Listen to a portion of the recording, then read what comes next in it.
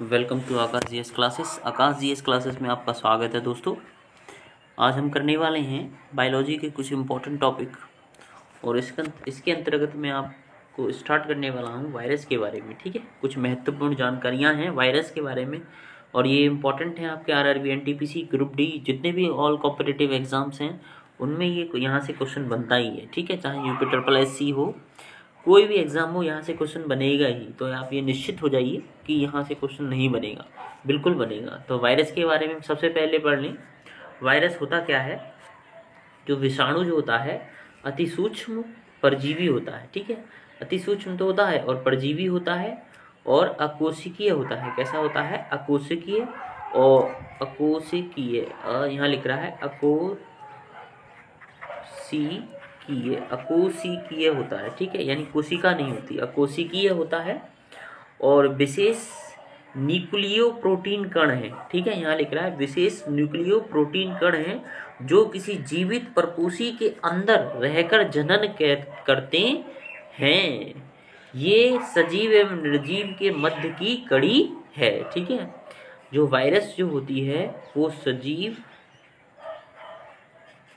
और निर्जीव इन दोनों के बीच की मध्य की कड़ी है। ऐसा इसलिए कहा है कि ये जो वायरस जो होता है वो जब वातावरण में होता है तब निर्जीव होता है, और जब ये किसी परपोषी यानी होस्ट बॉडी में जाता है, परपोषी बॉडी के अंदर जाता है, तो फिर क्या करता है? जनन करता है, रिप्रोडक्शन करता है। ठीक है, इसलिए इसको सजीव और निर्जीव के बीच की कड़ी कहा गया है।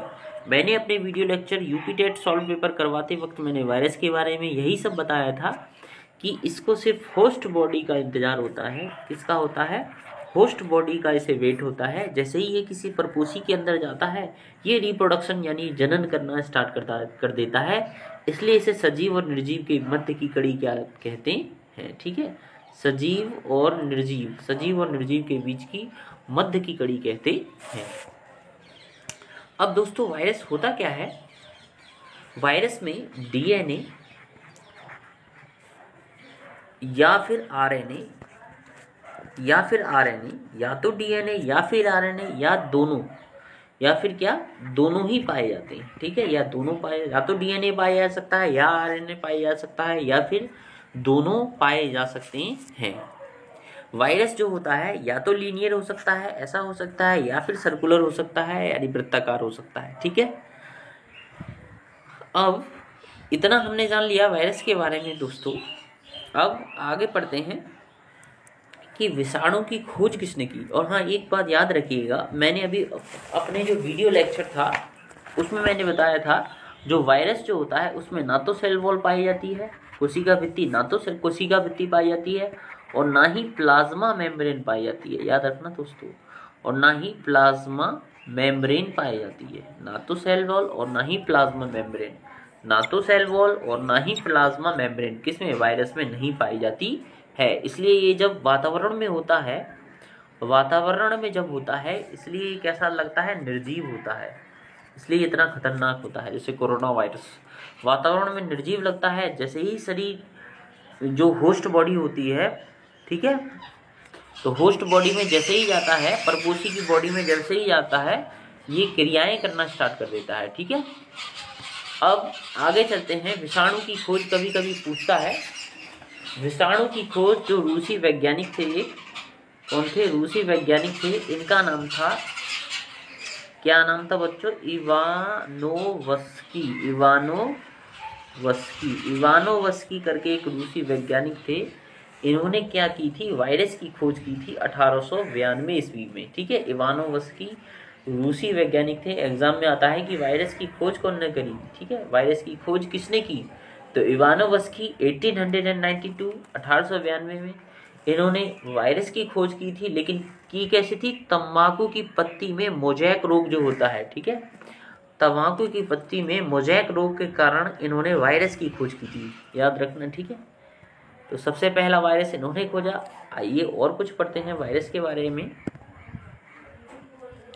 तो विषाणु से संबंधित महत्वपूर्ण खोज बहुत ही इंपॉर्टेंट चीज है। तो सबसे पहले 1892 ईस्वी में किसने की थी? इवानोवस्की ने की थी दोस्तों। तंबाकू में मोजैक रोग का कारण विषाणु बताया। ठीक है, तंबाकू में मोज़ेक रोग का कारण क्या बताया इन्होंने? विषाणु बताया। ठीक है, आगे 1898 में इसी तरह से खोज होती रही। वीजरिक, ठीक है, वीजरिक एक वैज्ञानिक थे, इन्होंने पादप रस को जीवित तरल संक्रामक कहा। ठीक है, फिर 1892 से 1906 कौन है? गार्नरी और पास्चर। लुई पास्चर का नाम तो आपने सुना ही है ना। 1892 से 1906 के बीच गार्गनी और लुई पास्चर ने इन्होंने स्मॉल पॉक्स विषाणु, ये तो सबको पता है ना, स्मॉल पॉक्स वायरस यानी स्मॉल पॉक्स वायरस की खोज की। ठीक है, अब 1901 में रीड ने क्या काम किया? पित्तजौर विषाणु, येलो फीवर एक आता है, उसकी खोज की। ठीक है, ये सब आपको याद रखने हैं। पित्तजौर की खोज किसने की? तो रीड नामक वैज्ञानिक ने कब की? 1901 में। स्मॉल पॉक्स विषाणु, ठीक है, छोटी माता जिसे कहते हैं, गार्नेरी और पास्चर ने बताया कि स्मॉल पॉक्स जो है वायरस से होता है। ठीक है, पोलियो वायरस की खोज किसने की? पापर ने। किसने की? पॉपर ने।